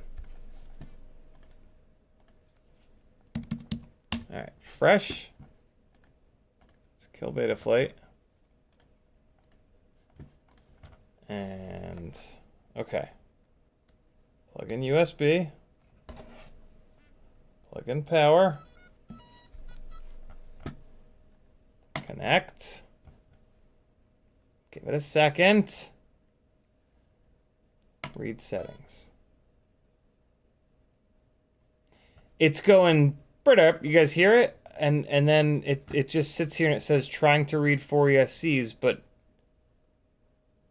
I mean, I don't need you to try, I need you to succeed. What? Failed reading ESC1. Why? What, like, why? Is this... Oh. What? Oh my god, I hate this hobby so much. I hate it so much. What was I gonna do? Turn on the startup? I mean, I can still turn up the startup power. 1080 and 1232. But that's gonna write that to only 3 ESC. Oh my god.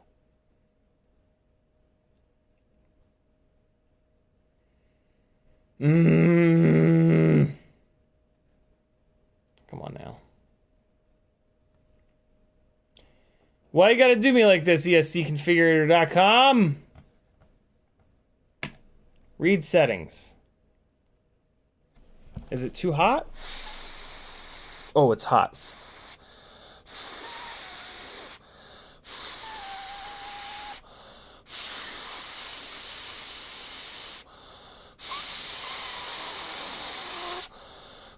I do have the radio turned on. They say not to do that. They say you can't have your radio turned on. All right, read settings. Wow, look at that. Yeah, it's absolutely the radio being turned on. Wow, that's wild. Hold on. All right, connect. It's I think it's an ELRS thing. I think it's some weird ELRS thing. Yeah, but now I can't... What is happening? Now I can't change this. It won't let me change the startup power. Why? What? Now I can. No, now I can't. What the hell is going on? Alright, hold on. Okay. Unplugging. ESC configurator. What's up, J Drones? USB first. Then power. Okay. Connect. Read settings. Yeah, what the hell? What? All of a sudden I can't... Is the minimum startup power now locked in the new Blue Jay version 0.18? It must be. Interesting. I'll be damned. Yeah, it's non-adjustable. Wow. Okay. Well, let's get it into Betaflight and get the motor spinning the right direction. Huh. Very strange. Or, you know what? It could be a CPU load problem, I guess. I did turn it from 2K to 4K. But I wouldn't think that that's it. Motor direction. Wizard, start and spin. Okay.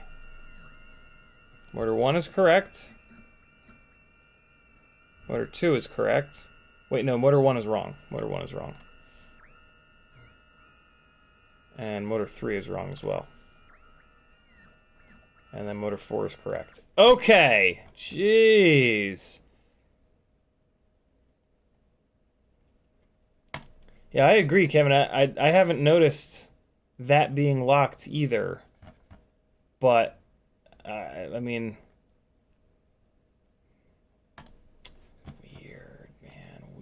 Let's try one more time. Connect. Read settings. Yeah, man, it's obviously locked. Like I can't.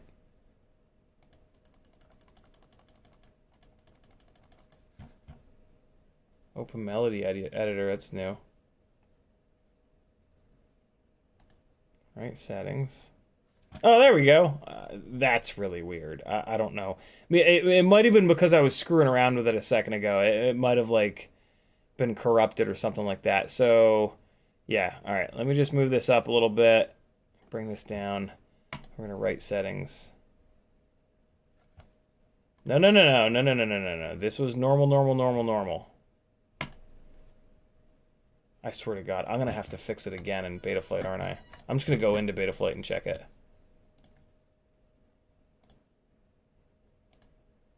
Oh my God. It's fine. It's fine. It'll be fine. It'll fly. It'll be fine. It's going to be fine. It's going to fly. Here we go. It's going to fly. Mark my words. Quote me on that. Battery, go in. What are you doing? Get in there. Go in there, battery. There we go. One of my older batteries, and the wrapping is kind of banged up. Here we go. Will it hover? It better. Transmitter's turned off. Welcome to OpenTX. Come on, QX7. Ah. Come on. Nope. God damn you.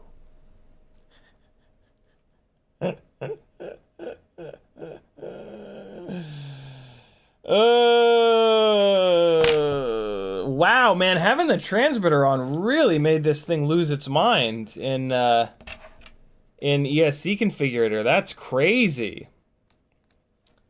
I'm shocked by that. That's nutty. Here we go. Yeah, you don't have to quit out of Betaflight. You just can't be connected. You just have to hit disconnect. Motor direction, I understand. Wizard, start and spin. Jeez.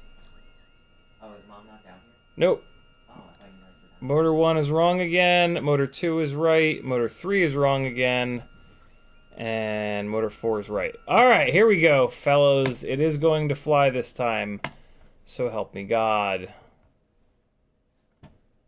Disconnect. Jesus. Here we go. Yeah, there is that warning. I remember reading that warning and be like, yeah, right. That can't be a thing. Guess it is. Okay, why did I turn the transmitter? Right. That's why. Welcome to OpenTX. Okay, here we go. Will it fly? There we go. Tune's angry though.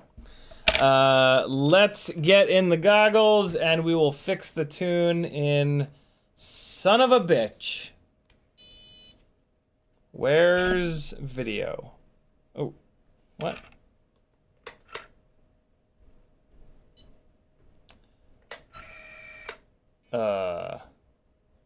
What? I had video? Where'd it go? Oh, it's in like ultra pit mode, huh?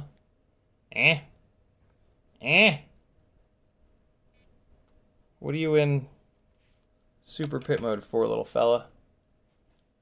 It could be that weird. Hold on. Features, VTX. And then we want config. Change from... it's on free.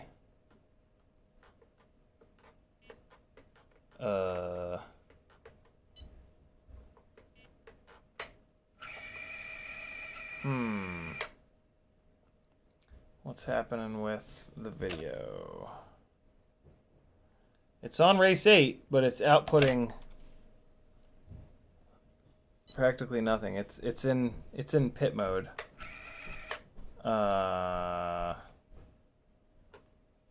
What? What is happening here? Why are you stuck in pit mode, little buddy? Why are you in pit mode, little friend? This was supposed to be the easiest thing ever. I wonder if it's got a bad VTX table. Let's take a look. 25, 100, 200. Pit mode is turned off here. Power 25, channel 8, race band.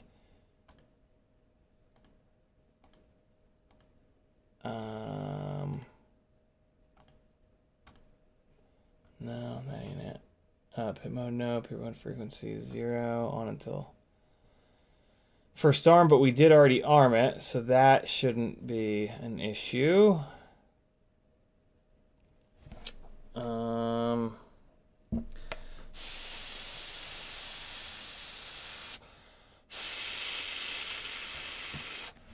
let's unplug it, and we're gonna grab the VTX table from Happymodel's website. Happymodel VTX table.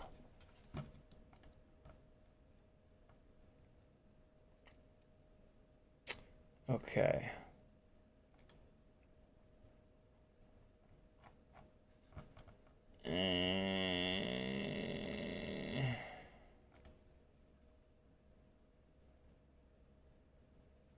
Oh man, Happymodel, your website's so bad.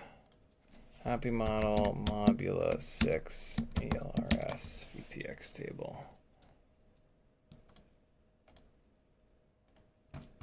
Alright, maybe one of these will be it. Oh my god, Happymodel, your fucking website's so bad! It's so bad! It's just broken all the time. Here we go. Maybe it's linked in here.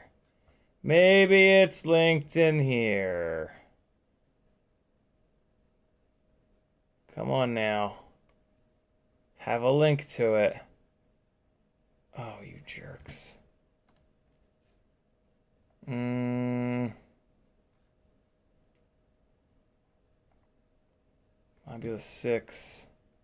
HD0. Nope, that ain't it. Mobula7. Mobula6. This is where it's gonna be. Version 3.1. Where's the VTX? There we go. Okay. Let's grab this VTX table and we'll see if it fixes it. Yikes.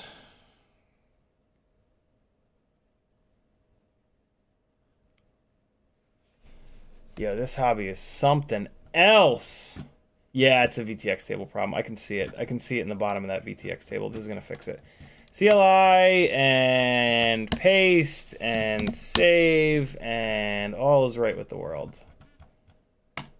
There's two versions of the VTX table. There's Tramp, there's Smart Audio. I noticed that in the ports, when I went through the ports tab, I noticed that this was set to Smart Audio. So that's the VTX table that I grabbed. So that should be the right one. Now, let's strap it on here. Oh, I should have changed the, I should have pulled the master multiplier down while I was in there.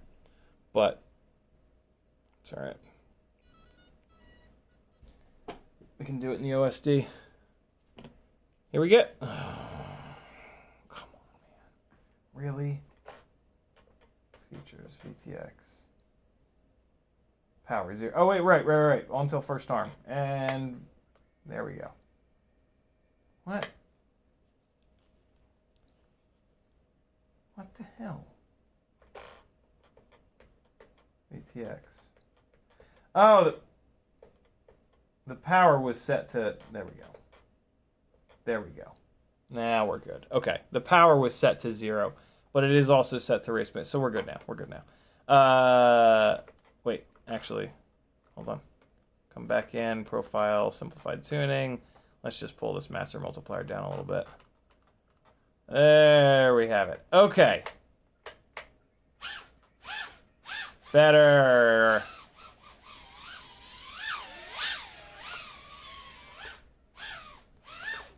Oh, farts. So crash recovery is turned on.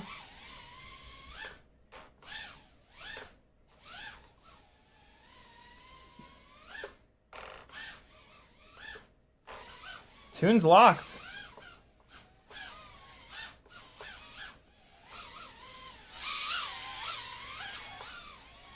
Yeah, tune's good. We're gonna push it though. Let's see how far we can push the tune. Let's head up to 1.4 and see what's what. Come on. Nope.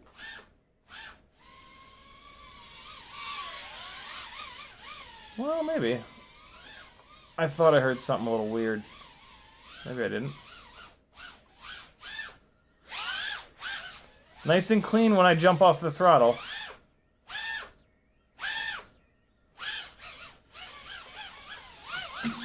It's a little bit more crisp on y'all with the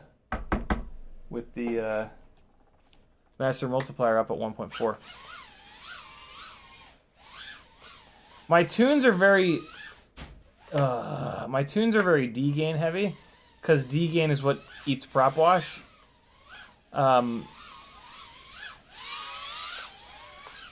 D gain is also hard to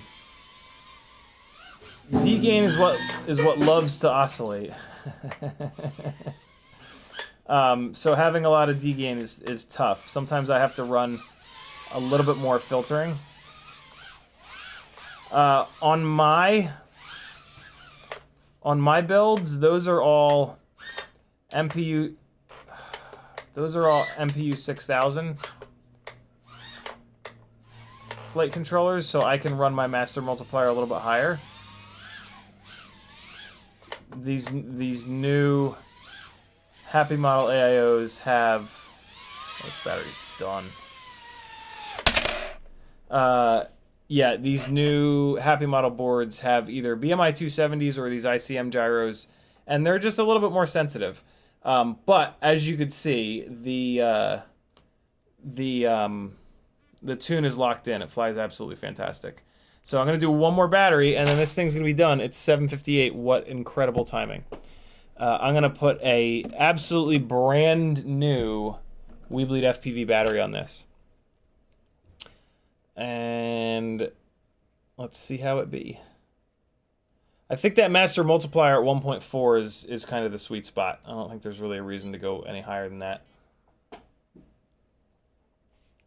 All right.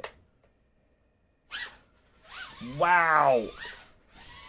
Fresh battery life. Jesus.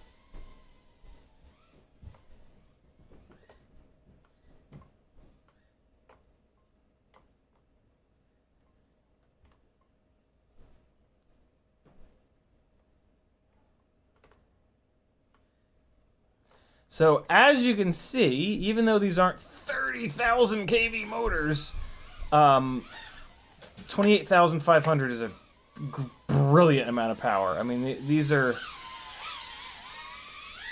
fantastic motors. 30,000 kV is like legitimately hard to fly. This is a much more realistic kV for somebody that hasn't been flying for a million years. Oh, Jesus. You hear it? Hear it? Ready? Hear that? Listen. That didn't do it that time. Listen for it when it's in prop wash. Hear it? Yeah. Tune's at the limit. There, you could really hear it. Yeah, there it is. So we need to just back the tune off a little bit. Bring this master down to 1. Let's bring it down to 1.2, and then we are gonna push up the feed forward. to make up for... Feed forward is like for free. You can push the feed forward. Actually, I'm going to push the feed forward up a bunch because I'm a freak and I really don't like it, but you guys are going to love the feed forward. So we're going to get all the sharpness with this feed forward, but none of the weirdness. I don't know, it's still a little jittery. That's weird. Is that the feed forward doing that? No, surely not. Where's the feed forward at? I bring it back down to, where was it at, 0.2?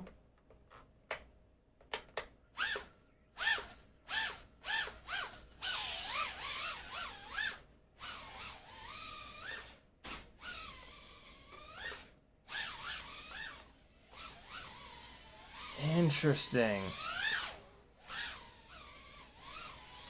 It's still got this little bit of anger.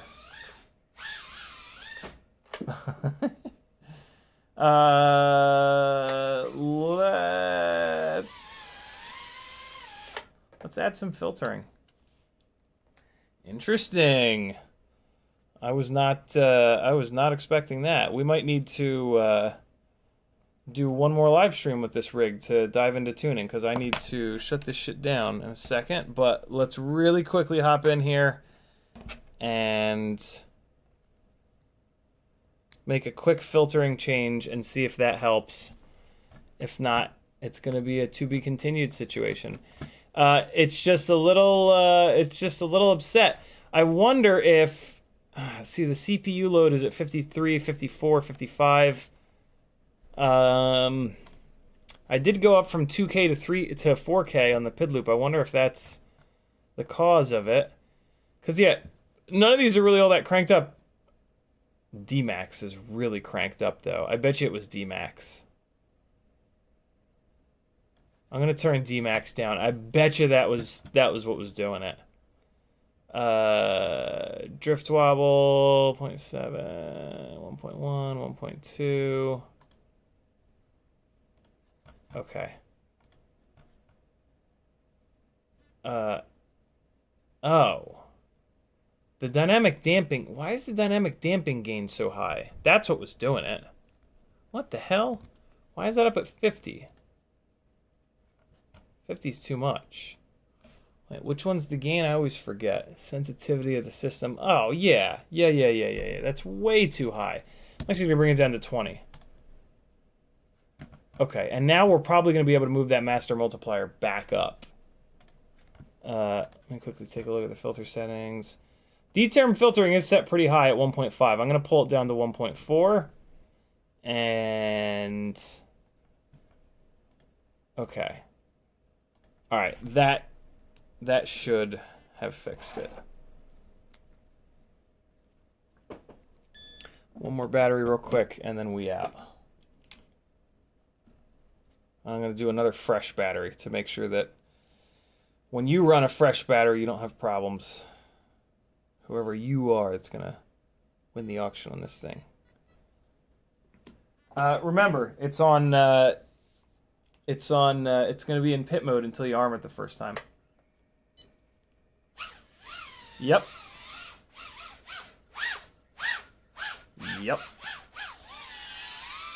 Good to go. So the D-Max gain was way too high, and it was way too sensitive to tuning changes. The way that I was able to kind of think through that is that I changed the master multiplier, and I brought the master multiplier down, and it didn't really help.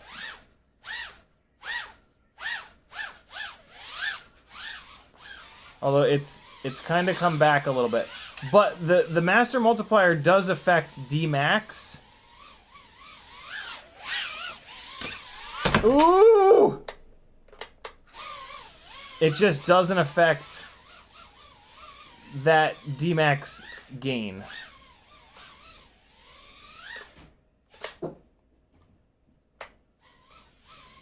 It's doing it much less.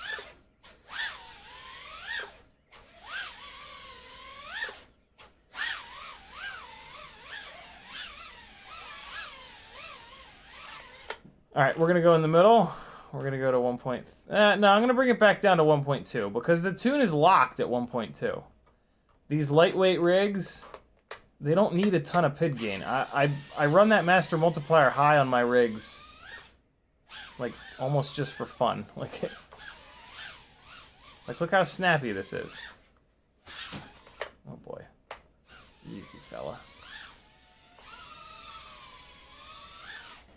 Ah!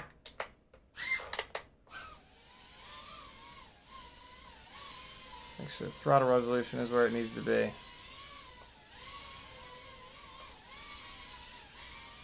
Yeah, we good.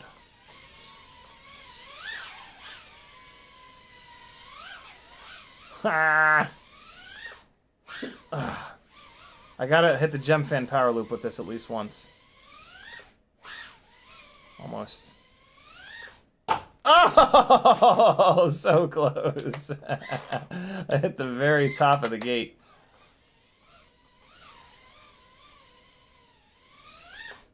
Oh, we did it. Oh, I didn't get a clean landing, though. Unbelievable. I hit the second gate. It's always unbelievable to me that happens.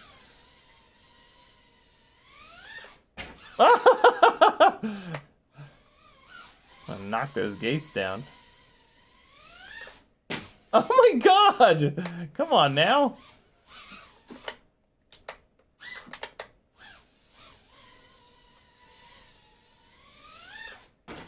Stop it. Now I'm just getting sloppy. See crash prevention wobble a little bit there? Ah. I love slamming into the gates because they're so lightweight and like malleable that it's just a free crash. Wow, crash prevention saved my ass on that one. This gets harder and harder as the battery goes down lower and lower. Oh, come on. I'm either going too high or too low. Jeez! I think I've gone through the first gate and hit the second gate like a half a dozen times now. Oh my god, now I'm hitting the side of the gate?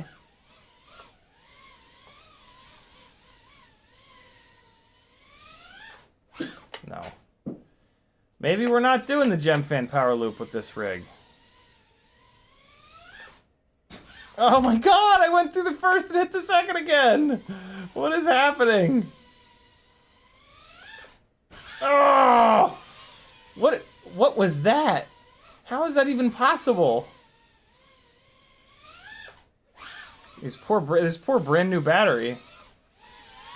We're gonna call it. That tune is nice and safe.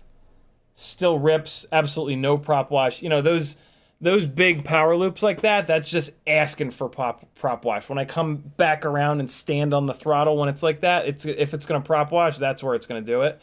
And we got none. So I think the tune is absolutely dialed on this thing. I'll probably fly one more battery and just move a couple of things around on the tune. But for right now, I'm going to shut this show down and go pack for tomorrow. We're leaving around noon or so. Michael D is out of here. Veritas Souza says, where are you going on vacation? Taking all the drones, fitting all the dog for the marine wives and kids. Yep. Going down to Florida. On the Panhandle side. Eva FPV is in the house. J. Drone says, is that the 400 milliwatt Open VTX version? Settings are weird on that one. It is. Yeah, that makes sense. The old the diff was from the old version. It's not Open VTX, so that's what put the bad VTX table on it. So yeah, that makes total sense. All right, friends, thanks for hanging out. My name's Aaron Ciotti. Head on over to CiottiFPV.com to help me continue bringing you lots of awesome content 5 times a week, 4 times a week, 4 times a week, every single week, forever. Thanks for hanging out. Here comes a little bit of flying. I don't know of what, but it's something. There'll be something. Here's something random. Meteor with a $10 super chat. Thank you, homie. He says, have a good vacation. Get an umbrella drink or something. I will indeed, my friend. Be good, friends. There's the sound effect.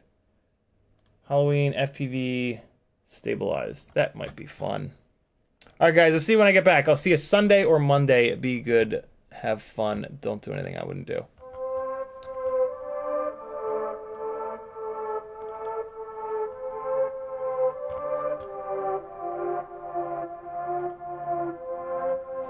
Oh man, fall vibes on this one. Here you guys go. Later.